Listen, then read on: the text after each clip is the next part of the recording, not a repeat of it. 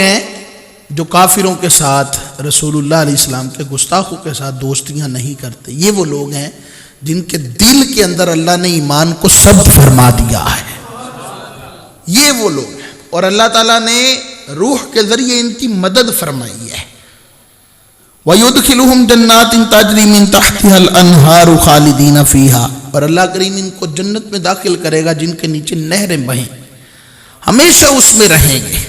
رضی اللہ عنہم ورضوا عنہ، اللہ ان سے راضی ہے اور یہ اللہ رب العالمین سے راضی ہو گئے ہیں۔ فرمایا اولئک حزب اللہ، یہ جماعت جو ہے نا، جو سیکولر اور لبرل قسم کی جماعت نہیں ہے، سب کو لے کے چلنے والی جماعت نہیں، اللہ اور رسول کے دشمنوں کی بات آئے تو وہاں پر وہ سخت ہو جاتے ہیں۔ اللہ فرماتا ہے یہ حزب اللہ ہے، یہ اللہ کی جماعت ہے، یہ جماعت جو ہے نا، جو گستاخ کے ساتھ دوستی نہیں کرتی، یہ جماعت اللہ تبارک و تعالیٰ کو اتنی پسند ہے کہ اللہ تعالیٰ فرماتا ہے یہ میری جماعت ہے، یہ میری جماعت ہے۔ ورنہ اللہ تبارک و تعالیٰ فرما دیتا کہ بھئی جو کافروں کے ساتھ بھی دوستی کرے، گستاخوں کے ساتھ بھی دوستی کرے، سب کو لے کے چلے، سب کو انسانیت کے ناطے ایک جیسا سمجھے، اس جیسا تو بندہ ہی کوئی نہیں۔ اولئک حزب اللہ، یہی اللہ کی جماعت ہے، اللہ کہہ دیتا، لیکن نہیں، فرمایا یہ جو خالصتاً مومن ہے نا، جن کو گستاخ سے اتنی نفرت ہے کہ یاریاں نہیں کرتے، یہ اللہ تبارک و تعالیٰ کی جماعت ہے۔ الا ان حزب اللہ هم المفلحون، سن لو جو اللہ کی جماعت ہے وہی کامیاب ہے، سن لو جو اللہ کی جماعت ہے وہی کامیاب ہے۔ مفسرین نے لکھا یہ آیت مبارکہ تب نازل ہوئی جب حضرت سیدنا صدیق اکبر رضی اللہ تعالیٰ عنہ کے والد گرامی حضرت سیدنا عثمان ابی قحافہ رضی اللہ تعالیٰ عنہ ایک دفعہ نبی پاک صلی اللہ علیہ وسلم کے متعلق گفتگو کرتے ہوئے انہوں نے کوئی ایسی بات کہی جو سرکار صلی اللہ علیہ وسلم کی شان کے خلاف تھی۔ حضرت صدیق اکبر کو غصہ آ گیا، حضرت صدیق اکبر نے ان کو دھکا دیا، ابھی چونکہ ایمان نہیں لائے تھے، سرکار کے بارے میں غلط بات کر دی۔ حضرت صدیق اکبر نے یہ نہیں دیکھا کہ باپ ہے، دھکا دیا، اور پھر نبی پاک صلی اللہ علیہ وسلم کی بارگاہ میں حاضر ہو کے سارا ماجرا عرض کیا۔ حضور نبی کریم صلی اللہ علیہ وسلم نے کچھ نہیں کہا، اسے اتنا فرمایا ابو بکر آئندہ ایسا نہ کرنا، آئندہ ایسا نہ کرنا۔ لیکن ایک بات ہے کہ اللہ تبارک و تعالیٰ نے قرآن کی آیتیں نازل کر کے یہ فرما دیا کہ ابو بکر نے جو کام کیا ہے یہ کچھ غلط نہیں کیا، اس کام کی برکت سے اللہ کریم نے ان کو اپنی جماعت میں داخل فرما لیا ہے۔ یہ ایسی جماعت ہے جو مصطفیٰ کی عزت کی خاطر اپنے باپ سے بھی لڑ جاتی ہے، اپنے بھائیوں سے، اپنے رشتہ داروں سے، اپنے گھر والوں سے، سب سے لڑ جاتی ہے۔ یہ اللہ تبارک و تعالیٰ کی جماعت ہے اور کامیاب جماعت ہے، بہترین جماعت ہے، اللہ تبارک و تعالیٰ کی پسندیدہ جماعت ہے، فلاح والی جماعت ہے، کامیابی والی جماعت ہے۔ اور حضرت صدیق اکبر رضی اللہ تعالیٰ عنہ کا عشق رسول تو مشہور ہے، جو نبی پاک صلی اللہ علیہ وسلم کی محبت میں جتنا سخت ہوتا ہے اللہ کریم اس کو اتنی ہی بلندیاں عطا فرماتا ہے، اور جتنا زیادہ عشق حضرت صدیق اکبر رضی اللہ تعالیٰ عنہ نے نبی پاک صلی اللہ علیہ وسلم کے ساتھ کیا ہے کسی نے بھی نہیں کیا۔ اپنی جان، اپنا مال، اپنا گھر بار، اپنا سب کچھ مصطفیٰ پہ قربان کر دیا۔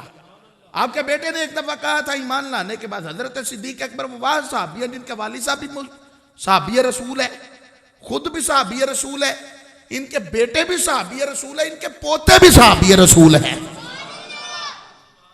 4 پشتے حضرت صدیق اکبر رضی اللہ تعالیٰ عنہ کی صحابیت سے مشرف ہوئی ہیں، 4 پشتے۔ حضرت صدیق اکبر رضی اللہ تعالیٰ عنہ کے بیٹے عبد الرحمن ابھی مسلمان نہیں ہوئے، غزوہ احد کے اندر ان کے ساتھ کچھ لڑائی ہوئی، پھر مسلمان ہو گئے تو کہا ابا جی یاد کرے آپ میری تلوار کے نیچے آئے تھے، میں نے آپ کو باپ سمجھ کے چھوڑ دیا تھا۔ حضرت صدیق اکبر نے فرمایا قسم بخدا کبھی میری تلوار کے نیچے آتا تو بیٹا سمجھ کے نہ چھوڑتا، گستاخ رسول سمجھ کے تیری گردن کو تن سے جدا کر دیتا۔ تجھے زندہ رہنے کا حق کس نے دیا؟ کافر ہو، گستاخ ہو، اس کو زندہ رہنے کا حق کس نے دیا؟ فرمایا قسم بخدا میری تلوار کے نیچے آتا تو میں بیٹا سمجھ کے تجھے چھوڑتا نہیں، میں تجھے مار دیتا، قتل کر دیتا، کیونکہ تو رسول اللہ صلی اللہ تعالیٰ علیہ وسلم کو ماننے والا نہیں ہے۔ آج کل کے لیبرل قسم کے لوگوں کو لاؤ، وہ کہتے ہیں نہیں ایسی بات نہیں کرنی چاہیے، ایسی نہیں، اسلام تو امن کا درس دیتا ہے، اور واقعی اسلام امن کا ہی درس دیتا ہے۔ وَإِنَّكَ لَعَلَىٰ خُلُقٍ عَظِيمٍ، محبوب آپ اخلاق کے بلند درجے پر فائز ہے، یعنی مصطفیٰ جو کر دے نا وہ اخلاق بن جاتا ہے، اسے امن کہتے ہیں، وہی سکون ہے، وہی آشتی ہے جو مصطفیٰ کر دے۔ آقا کریم صلی اللہ علیہ وسلم کسی کو معاف کر دے تو یہ امن ہے، اور مصطفیٰ کسی کی گردن اتروا دے تو اس کو بھی امن کہا جاتا ہے۔ اگر سرکار صلی اللہ تعالیٰ علیہ وسلم اللہ تبارک و تعالیٰ کے احکامات کو نافذ نہ کرتے تو کائنات میں کس طرح امن آتا؟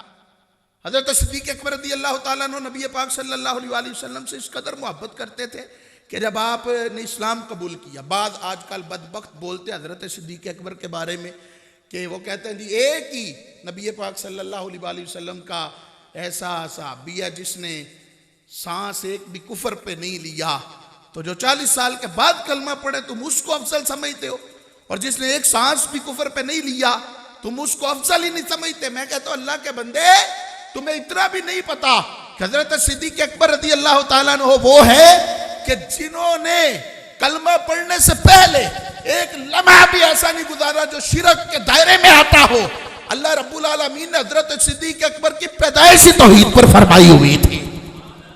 قسم بخدا حضرت صدیق اکبر نے ساری زندگی بت کو سجدہ نہیں کیا، ساری زندگی بتوں سے دور رہے، بلکہ پتھر مارے، بت توڑ دیے، اور باپ بازو پکڑ کے کہتے ہیں ابو بکر یہ کیا کیا؟ فرمایا بھوکا ہوں کچھ کھلاتا نہیں، ننگا ہوں کچھ دیتا نہیں، تو جب مجھے دیتا نہیں میں اس کو کیسے مانوں؟ تو پھر مارنے کے لیے آگے بڑھے تو والدہ کہتی ہیں خبردار اس کو کچھ نہ کہنا، جب یہ پیدا ہوا تھا تو میں نے غیب سے آواز سنی تھی، یہ وہ بچہ ہے جس کو اللہ نے توحید کا عقیدہ عطا فرمایا ہوا۔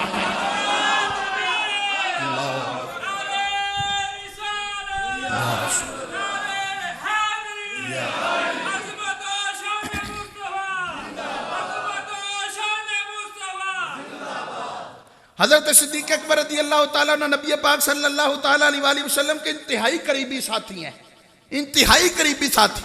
جتنا قرب حضرت صدیق اکبر کو ملا کائنات میں کسی کو نہیں ملا، اور جو نیکیاں حضرت صدیق اکبر نے کی ہیں کائنات میں کسی نے نہیں کی۔ اللہ کی قسم ہے کائنات میں کسی نے وہ نیکیاں نہیں کی، بلکہ خالصتاً حضرت صدیق اکبر کے حصے میں وہ نیکیاں بھی آئی ہیں جو بڑی اعلیٰ، بڑی افضل، بڑی بہترین ہیں۔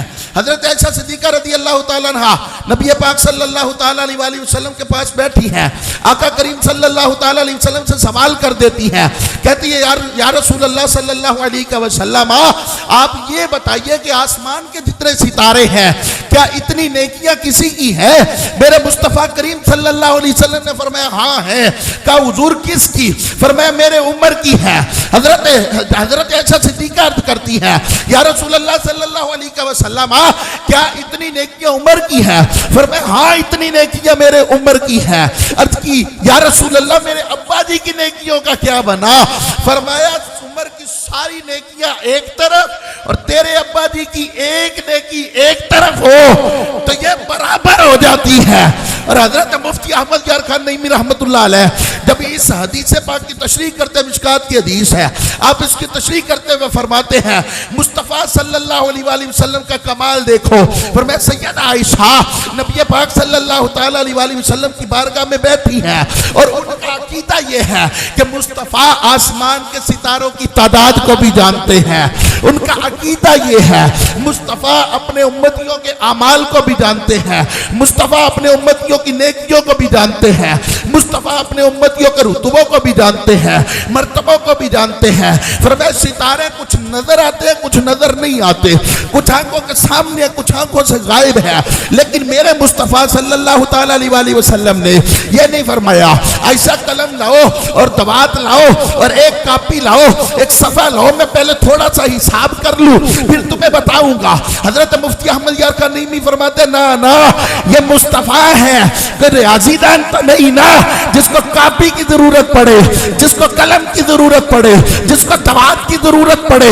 فرمایا مصطفیٰ مصطفیٰ صلی اللہ تعالیٰ علیہ وسلم نے آسمان کے ستاروں کی تعداد کو بھی جانا، اور پھر کائنات میں امتی جہاں جہاں پر عبادت کرتا ہے مصطفیٰ اس کی عبادتیں بھی دیکھتے ہیں، اس کے سجدے دیکھتے ہیں، اس کے رکوع دیکھتے ہیں، اس کی عبادتیں دیکھتے ہیں، اس کی تلاوت دیکھتے ہیں، اس کے صدقے دیکھتے ہیں، اس کی ریاضتیں دیکھتے ہیں، اس کا ذکر دیکھتے ہیں، اس کے اذکار دیکھتے ہیں، اس کا جناب اٹھنا بیٹھنا دیکھتے ہیں۔ فرمایا مصطفیٰ صلی اللہ علیہ وسلم سے کوئی بات چھپی نہیں ہے۔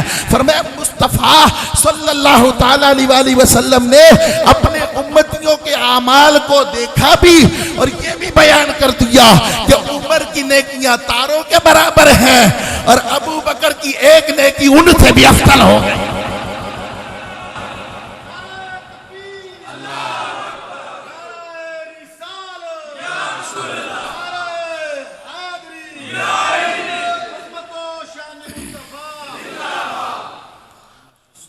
میرے مصطفیٰ صلی اللہ علیہ وسلم کے پیارے صحابی حضرت صدیق اکبر رضی اللہ تعالیٰ عنہ، معمولی ہستی، آخری عمر میں نبی پاک صلی اللہ تعالیٰ علیہ وسلم نے جس ہستی کے لیے حکم دیا نا کہ اس کا دروازہ مسجد کی طرف کھولو، وہ حضرت سیدنا صدیق اکبر رضی اللہ تعالیٰ عنہ کی ذات مبارکہ تھی۔ سارے صحابہ کے دروازے بند کروا دیے تھے، فرمایا کسی کا دروازہ نہیں کھلے گا۔ علماء نے فرمایا اس وجہ سے کہ امامت کے حقدار حضرت صدیق اکبر ہے، دینی امامت کے بھی دنیاوی امامت کے بھی۔ اور حضرت مولا علی نے قیاس اسی پہ کیا تھا نا، جب ثقیفہ بنی سعدہ کے اندر یہ بات چل رہی تھی خلیفہ کس کو بنایا جائے، تو آپ نے آ کے یہی دلیل دی تھی، فرمایا جس کو مصطفیٰ کریم صلی اللہ علیہ وسلم نے ہمارے دین کا امام چن لیا ہے نا، آؤ ہم مل کے اس کو اپنے دنیا کا امام بنا لیتے ہیں۔ لوگوں کو پتہ نہیں 1400 سال کے بعد کیا درد اٹھ گیا، کیا تکلیف پیدا ہوئی، اور میں کہتا ہوں اللہ کے بندو آج خلافت لے بھی لوگے تو کس کو دو گے؟ چھوڑ دو جھگڑے۔ مصطفیٰ نے جس کو خلافت دینی تھی دے دی، در پرتا۔ اگرچہ نبی پاک صلی اللہ علیہ وسلم نے نومینیٹ نہیں کیا کسی کو بھی کہ میرے بعد خلیفہ یہ ہو، لیکن نبی پاک صلی اللہ تعالیٰ علیہ وسلم نے فضائل اتنے بیان فرمائے کہ صحابہ خود جانتے تھے کہ آقا کریم صلی اللہ علیہ وسلم کے بعد اس امت کے اندر اگر اللہ تبارک و تعالیٰ نے افضلیت کسی کو عطا فرمائی ہے تو اس کو صدیق اکبر کہا جاتا ہے۔ حضرت صدیق اکبر رضی اللہ تعالیٰ نے وہ صحابی ہیں، قرآن کہتا ہے محمد الرسول اللہ والذین معه اشداء علی الکفار رحماء بینہم تراہم رکعا سجدا یبتغون فضلا من اللہ ورضوانا۔ فرمایا محمد صلی اللہ علیہ وسلم اللہ کے رسول ہیں، اور جو ان کے ساتھ ہیں ان کے صحابہ، والذین معه اشداء علی الکفار، ان کی پہلی صفت اللہ نے یہ نہیں بیان کی رحماء بینہم، فرمایا پہلی صفت یہ ہے کہ کافروں پر بڑے سخت ہیں، کافروں پر بڑے، ہولی بول لو اور تھوڑی کو ہولی بول لو، کافروں پر بڑے سخت ہیں، رحماء بینہم آپس میں بڑے نرم دل ہیں۔ جو مصطفیٰ کے ساتھ ہے نا وہ کافروں پر سخت ہے، آپس میں نرم دل ہے۔ لیکن 1400 سال کے بعد لوگوں کو پتا چلا کہ ان کے جھگڑے تھے، اور 1400 سال پہلے اللہ تبارک و تعالیٰ قرآن میں فرما رہا ہے جس نے مصطفیٰ کا کلمہ پڑھ کے صحابیت کا شرف پا لیا نا، مصطفیٰ کے ساتھ رہتا ہے، وہ کافروں پر سخت ہے اور آپس میں محبت کرنے والا ہے۔ میں قرآن کی مانوں یا میں آج کل کے مولوی کی بات مانوں؟ قرآن تو کہتے ہیں صحابہ آپس میں دشمنیاں کرتے ہی نہیں ہیں، صحابہ آپس میں دشمنیاں کرتے ہی نہیں۔ حضرت صدیق اکبر رضی اللہ تعالیٰ عنہ نبی کریم صلی اللہ علیہ وسلم کے اتنے قرب میں رہتے تھے۔ حضرت علامہ جلال الدین سیوطی رحمۃ اللہ علیہ نے تاریخ الخلفاء کے اندر لکھا، فرمایا کہ نبی پاک صلی اللہ تعالیٰ علیہ وسلم کی ذات پاک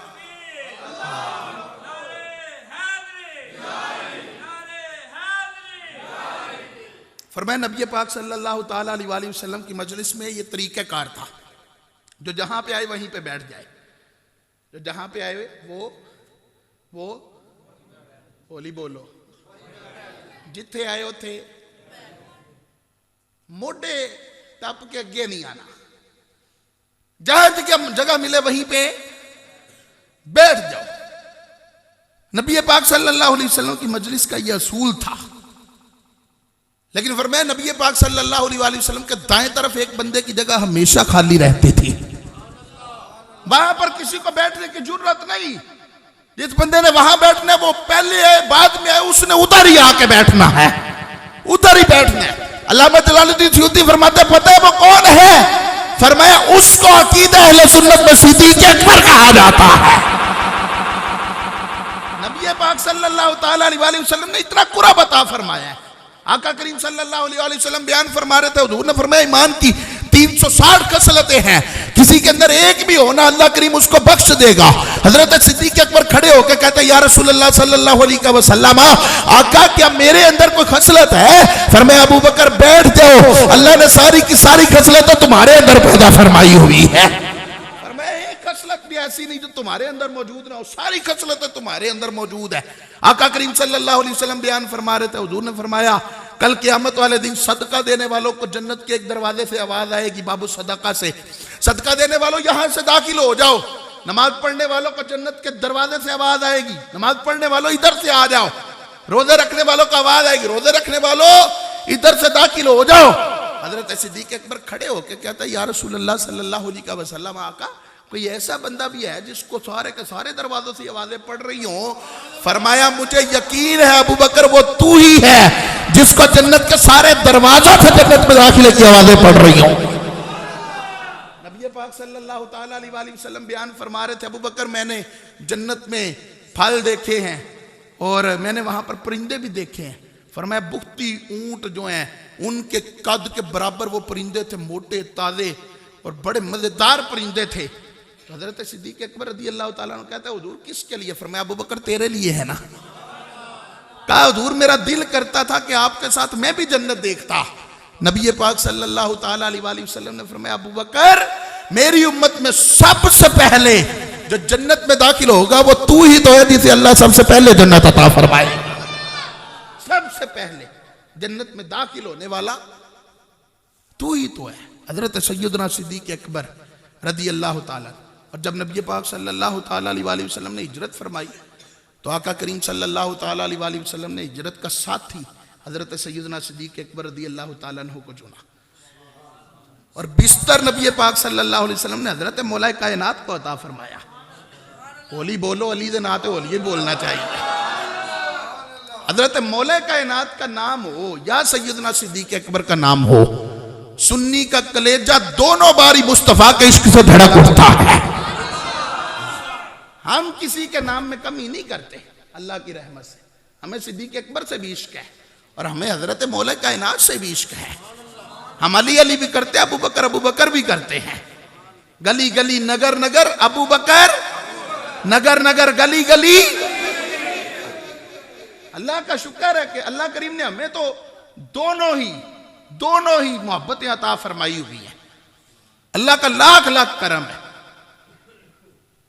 حضرت سیدنا صدیق اکبر رضی اللہ تعالیٰ عنہ نبی مکرم صلی اللہ تعالیٰ علیہ وسلم کے ساتھ ہجرت کے ساتھ ہی بستر مولا علی کو مل گیا، اور وہ بستر کوئی عام بستر نہیں تھا۔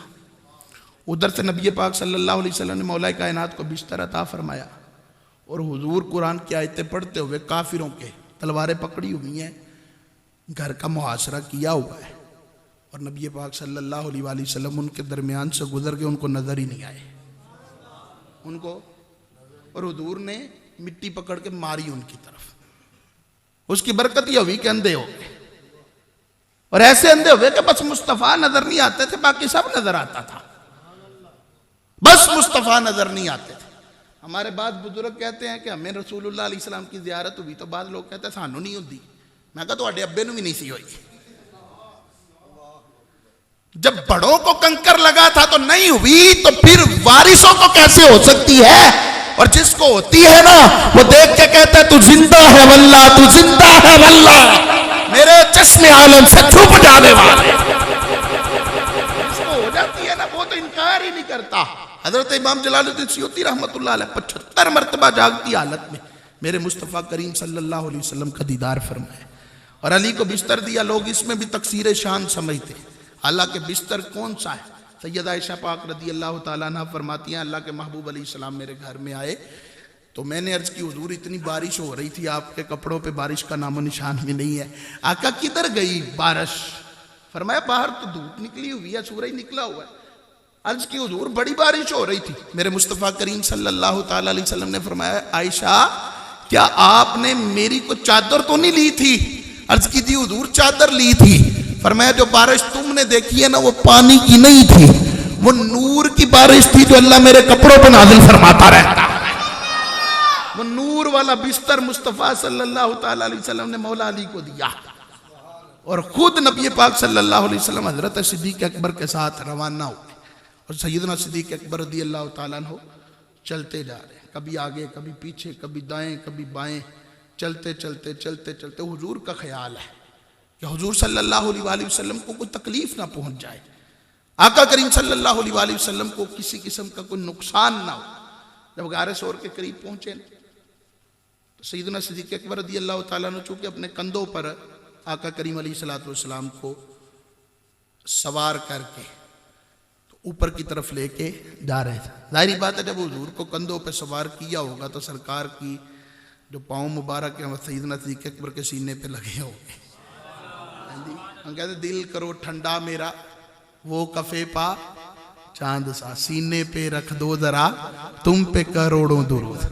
اور جن کے سینے پہ مصطفیٰ کریم علیہ السلام نے حقیقی پاؤں رکھا ہوگا اللہ کریم نے اس سینے کو کتنا روشن فرمایا ہوگا. حضرت صدیق اکبر رضی اللہ تعالیٰ عنہ لے کے اوپر چڑھے, اور وہاں پہ چڑھ کے جب غار ثور میں جانے کی باری آئی حضرت صدیق اکبر رضی اللہ تعالیٰ عنہ عرض کرتے یا رسول اللہ صلی اللہ علیہ وسلم آپ باہر ٹھہریے, میں ذرا غار کی صفائی کر کے آؤں, میں دیکھوں اندر کوئی ایسا کیڑا نہ ہو, ایسا کوئی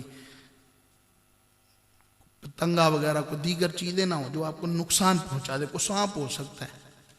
تو یا رسول اللہ میں اندر کی صفائی کر رہا ہوں. سیدنا صدیق اکبر رضی اللہ تعالیٰ عنہ نے اندر کی صفائی کی, اور ساری صفائی کرنے کے بعد باہر آئے.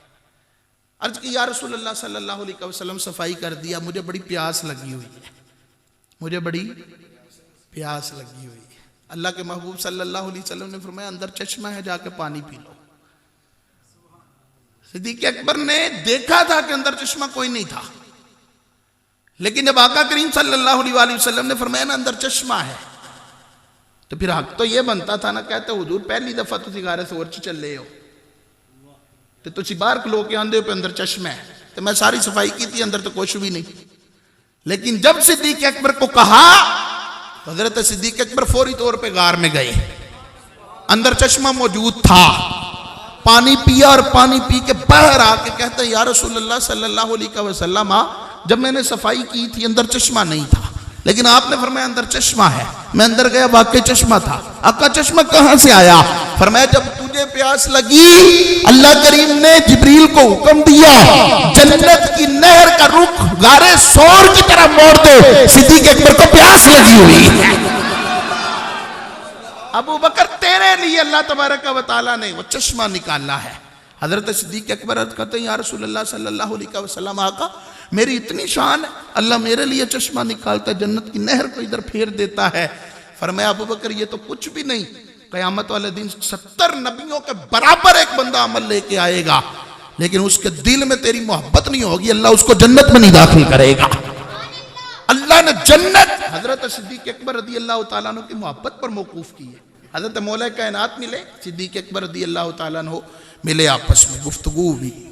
حضرت سیدنا مولا کائنات علی المرتضیٰ شیر خدا کرم اللہ تعالیٰ وجہ الکریم اور سیدنا صدیق اکبر کا آمنا سامنا ہوا تو صدیق اکبر رضی اللہ تعالیٰ عنہ مسکرا پڑے. کہا کیوں مسکراتے ہو؟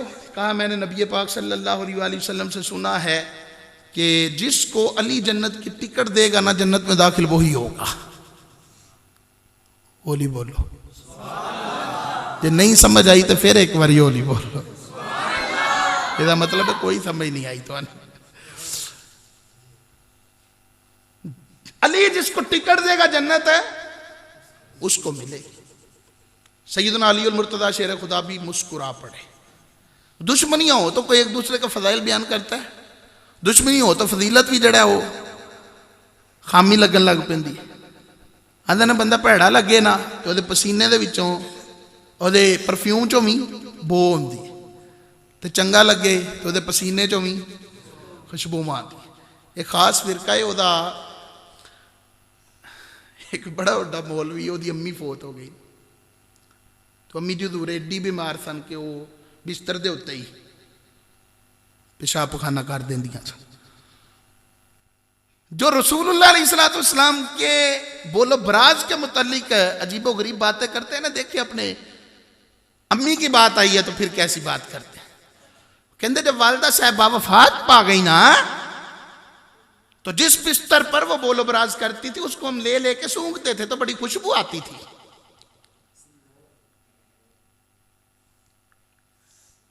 میں کہا کدی انج دی محبت تسی مصطفیٰ نال کیتی ہوندی نا اللہ تانوں ایمان دی دولت عطا فرما دیندا. کروڑوں مائیں آ جائے تو مصطفیٰ کے قدموں پہ قربان کی جا سکتی ہیں. آقا کریم صلی اللہ تعالی علیہ وآلہ وسلم کی برابری کون کرے؟ کون ہے جو ان کے مقابلے میں آئے؟ نبی مکرم صلی اللہ تعالی علیہ وآلہ وسلم نے حضرت سیدنا صدیق اکبر رضی اللہ تعالیٰ عنہ کو جو مقام و مرتبہ دیا لوگ سمجھ ہی نہیں سکے. جو اللہ تبارک و تعالیٰ نے عنایتیں فرمائی ہیں وہ لوگ سمجھ ہی نہیں سکے اور عجیب و غریب باتیں کرنا شروع کر دی سیدنا صدیق اکبر رضی اللہ تعالیٰ عنہ کے متعلق. کہیں کہا جی خلافت زبردستی لے لی. میں نے کہا شیر خدا کے ہوتے زبردستی خلافت لے سکتا ہے کوئی؟ شیر خدا موجود ہوں اور کوئی خلافت لے جائے, یہ کیسے ہو سکتا ہے؟ حضرت مولا کائنات علی المرتضیٰ بھی مسکرائے. صدیق اکبر رضی اللہ تعالیٰ عنہ فرماتے علی آپ کیوں مسکرائے؟ فرمایا نبی پاک علیہ السلام نے مجھے فرمایا تھا علی ٹکٹ تم نے دینی ہے لیکن دینی اس کو ہے جس کے دل میں ابو بکر کی محبت موجود ہوگی. حب ابا بکر شکر واجب علی امتی.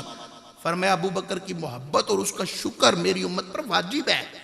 حضور نبی کریم صلی اللہ علیہ وسلم نے فرمایا جیسے نماز روزہ زکوٰۃ اور حج تم پر فرض ہے اسی طرح ابو بکر عمر عثمان اور علی کی محبت اللہ نے تم پر فرض فرما دی ہوئی ہے.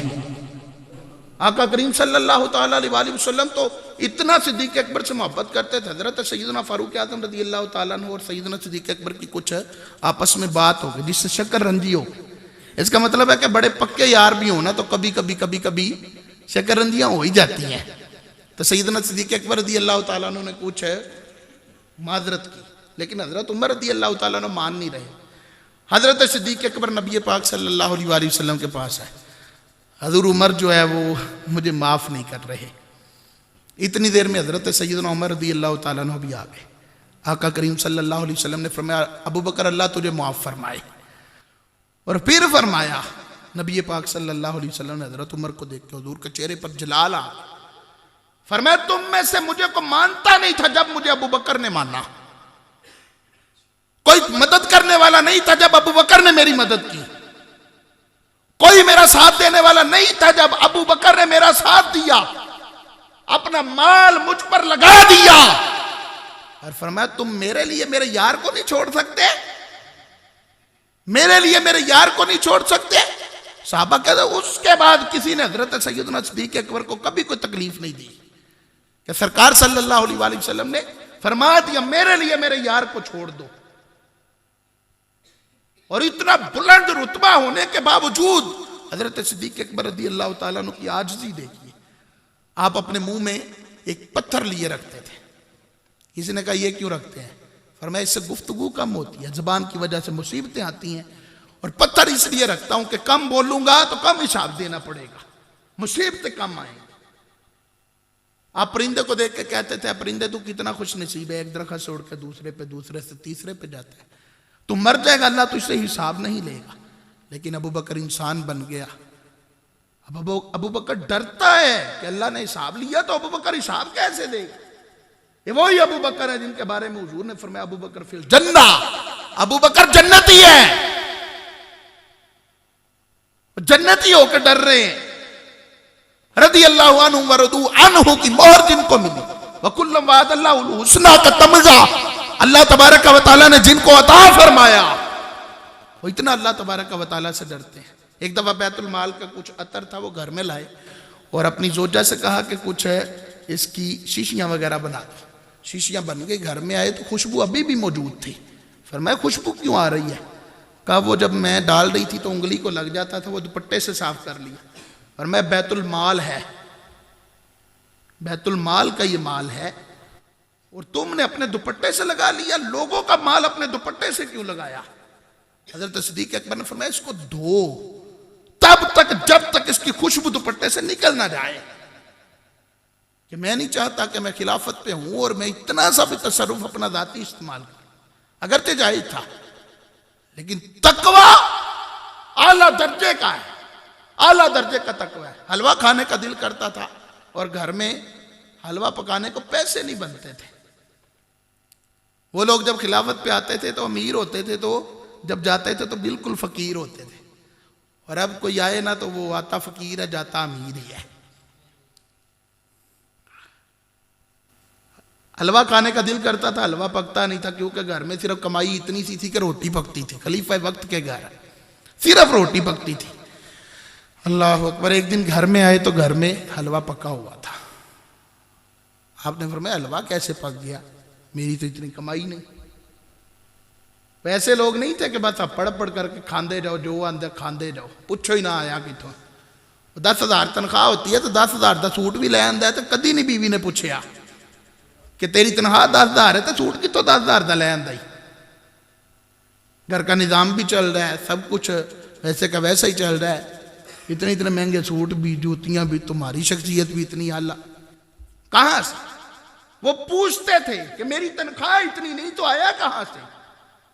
کہا واقعی تنخواہ اتنی نہیں تھی لیکن میں کچھ نہ کچھ بچاتی رہی, تنگ خرچ کرتی رہی. ایک عرصے کے بعد اتنے پیسے ہوئے ہیں کہ آج حلوہ پکا سکوں. حضرت سیدنا صدیق اکبر رضی اللہ تعالیٰ عنہ نے فرمایا اچھا اس کا مطلب یہ ہے کہ اگر میری تنخواہ کم آئے تو گزارا تب بھی ہو جاتا ہے, تو پھر بیت المال سے آج کے بعد میری تنخواہ کم آیا کرے گی, کم آیا کرے گی. مجھ سمیت ہر بندے کی خواہش ہے پیسہ زیادہ سے زیادہ ہونا چاہیے, لیکن سیدنا صدیق اکبر رضی اللہ تعالیٰ عنہ جس مقام پر فائز تھے وہ مقام نہیں ملتا کسی کو. دعوت اسلامی کے مفتی تھے مفتی فاروق صاحب علیہ رحمہ. دعوت اسلامی میں ہر سال جو اجیر اسلامی بھائی ہیں نا ملازمین کی تنخواہیں بڑھتی, تنخواہیں بڑھی تو یہ اگلے دن حاضر ہو, جو میں نے سنا ہے اس کے مطابق عرض کر رہا ہوں. رنگ اڑا ہوا تھا. نگران شورا حاجی عمران صاحب کے پاس آ کے کہنے لگے کہ وہ سنا ہے تنخواہیں بڑھی ہیں.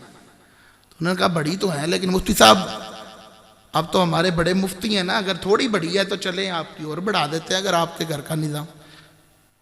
تو فرمانے لگے کہ میں تو پہلے جو کما رہا تھا میں اس کے بارے میں ڈر رہا تھا, اس کا حساب کیسے دوں گا, اور آپ نے کل سے میری تنخواہ بڑھا دی ہے, میں تو پریشان ہوں کہ اس کا حساب کیسے دوں گا. اور پھر اللہ نے کیسا کرم کیا, 3.5 سال کے بعد فوت ہو گئے. 3.5 سال کے بعد کراچی میں بارش ہوئی, قبر کھلی. جب سلے ہٹا کے دیکھا گیا جسم بھی سلامت تھا, کفن بھی سلامت تھا, امامہ بھی سلامت تھا. یہ شان ہے ان کے غلاموں کی, سردار کا عالم کیا ہوگا. حضرت صدیق اکبر رضی اللہ تعالیٰ عنہ کی سیرت طیبہ کو بھی آپ دیکھیں, کیسی زبردست سیرت تھی. اس لیے نعرے بھی لگائے ان کے نام کے, لیکن ان کے طریقہ کار کو بھی اپنائے. آپ جب خلافت پہ آئے نا تو اگلے دن گٹھلی کپڑوں کی اٹھائی ہوئی تھی, بیچنے کے لیے جا رہے تھے. حضرت سیدنا فاروق اعظم رضی اللہ تعالیٰ عنہ نے فرمایا ابو بکر کدھر؟ کہا گھر کا نظام نہیں چلانا, محنت مزدوری کروں گا تو چلے گا, محنت مزدوری کروں گا تو چلے گا. فرمایا حکومت کا نظام کون چلائے گا؟ کہا میں کیا کروں, دونوں چلانے ہیں, کچھ یہ کروں گا کچھ وہ. تو تب پہلی بار اس امت کے اندر جس کا بیت المال سے مشاہرہ طے کیا گیا حضرت صدیق اکبر رضی اللہ تعالیٰ عنہ کی ذات پاک ہے. کہا آپ خلافت کا نظام چلائیے اور آپ کا مشاہرہ جو ہے وہ طے کر دیتے ہیں. مشاہرہ طے ہوا. اب بات چل پڑی کہ کتنا ہونا چاہیے. تو آپ نے فرمایا جتنا مزدور کا ہے اتنا ہونا چاہیے, جتنی مزدور دیہاڑی لیتا ہے اتنی ہونی چاہیے. تو لوگوں نے کہا کہ اس سے تو گھر کا نظام نہیں چلتا. فرمایا اگر ابو بکر کے گھر کا نظام نہیں چلتا تو مزدور کے گھر کا کیسے چلتا ہوگا. تو کہا پھر؟ فرمایا میری بڑھانی ہے تو مزدور کی بھی بڑھاؤ, میری بڑھے گی تو سرکاری سطح پر ہے، مزدور کی بھی بڑھے گی۔ ابو بکر کے گھر کا نظام اگر اتنے سے نہیں چلتا تو اس مزدور کے گھر کا نظام بھی نہیں چلتا۔ اتنا تو دو جس سے گھر کا نظام چل سکتا، اتنا تو دو۔ آج ہم لوگ تعیش پسند ہو گئے ہیں، ایش، صوفے کے بغیر ہمیں بیٹھنا نہیں آتا۔ بیڈ جس گھر میں نہ ہو وہ بیچارہ احساس کمتری کا شکار ہے۔ سادہ سا بیڈ ہو کوئی پرانے ماڈل کا تو وہ تو ٹینشن میں ہوتا ہے، کوئی یار دوست دیکھ ہی نہ لے، اس کو پریشانی ہوتی ہے۔ ہم نے رہن سہن بھی انگریزوں سے اب سیکھ لیا۔ صوفے پہ بھی ہم لوگ بیٹھ کے دیکھتے ہیں کہ پتہ نہیں میں صحیح بیٹھا ہوں کہ نہیں، کدی ادھر کدی ادھر، کدی ادھر کدی ادھر، کدی ادھر کدی ادھر۔ اور نبی پاک علیہ الصلوۃ والسلام نے کتنا سادہ طریقہ بیٹھنے کا سکھایا ہوا ہے۔ حضور صلی اللہ علیہ وآلہ وسلم کا طریقہ اپنائے، بہترین ہے، بہترین ہے۔ کھانے پینے میں، اٹھنے بیٹھنے، چلنے پھرنے، نبی پاک صلی اللہ علیہ وآلہ وسلم کے طریقے اپنائے۔ خدا را صحابہ سے بھی محبت کیجیے، اہل بیت سے بھی محبت کیجیے، لیکن ساتھ ساتھ ان کی سیرت طیبہ پر بھی تھوڑی نظر رکھیے تاکہ اپنی زندگی کو ان کے طریقوں کے مطابق گزار کے بہتر بنا سکیں۔ انشاءاللہ ان کے طریقوں پہ چلیں گے نا۔ اور یہ جو ہم غربت کا نعرہ لگاتے ہیں نا، یہ غربت ہے، یہ اتنی غربت نہیں ہے جتنی ہم سمجھ رہے ہیں۔ ہماری زیادہ جو خواہشات ہیں نا وہ ہمیں غربت کی طرف لے کے چلی گئی ہیں۔ زیادہ خواہشات ہمیں مارتی ہیں۔ جب پیزے برگر وغیرہ دیگر چیزیں کھانے کا دل کرے گا تو غربت تو آئے گی نا۔ جس کے گھر میں حلوہ پکے تو وہ کہتا ہے یہ بھی زیادہ ہے تو چلو کم کر دو، روٹی پہ گزارا۔ بچوں کی تربیت اگر روٹی پہ کر دیں تو پھر کبھی کبھار انہیں کو پیزا دیگر چیزیں مل جائیں گی تو راضی ہوں گے۔ تو جو انہوں نے کھوانے پیزے نے تو پھر روٹی دو گے تو پھر بچے نے روٹی تو نہیں نہ کھانی۔ تو خرچے تو ہم نے خود بڑھائے ہیں۔ آئیے اپنی زندگی کو قرآن و سنت کے مطابق گزاریے، انشاءاللہ دونوں جہاں کی برکتیں نصیب ہوں گی۔ دعوت اسلامی کے دینی ماحول کے ساتھ وابستہ رہیے۔ الحمدللہ دعوت اسلامی یہی سوچ، یہی فکر دے رہی ہے کہ اپنی زندگی کو قرآن و سنت کے مطابق گزاریے، اپنی زندگی کو قرآن و سنت کے مطابق گزاریے۔ مرنے سے پہلے موت کی تیاری کرنی چاہیے۔ اپنی اسلامی بہنوں سے بھی عرض کروں گا، خدا را پردے کو نافذ کیجیے، گھروں کے اندر پردے کا نظام نافذ ہونا چاہیے۔ حتی الامکان کسی غیر محرم کے سامنے بالکل بھی نہیں، اور کبھی آنا پڑ جائے تو شریعت کا علم سیکھیں، اور شریعت نے جو حدود و قیود بتائی ہیں اس کے مطابق سامنے آئیں۔ یہ بھی بڑی عجیب و غریب بات ہے، شور شام کو گھر آتا ہے تو اونجدیاں اونجی، وال بکھرے، منہ تو نالا وغیرہ، اور بازار جانا ہو تو اسپیشلی منہ بھی دھویا جاتا ہے، نئے کپڑے بھی پہنے جاتے ہیں، سرما بھی لگایا جاتا ہے، پھر بازار۔ حالانکہ بازار میں سگا بھائی تو نہیں نہ بیٹھا، پتہ ہے نا کہ وہاں محرم نہیں ہے۔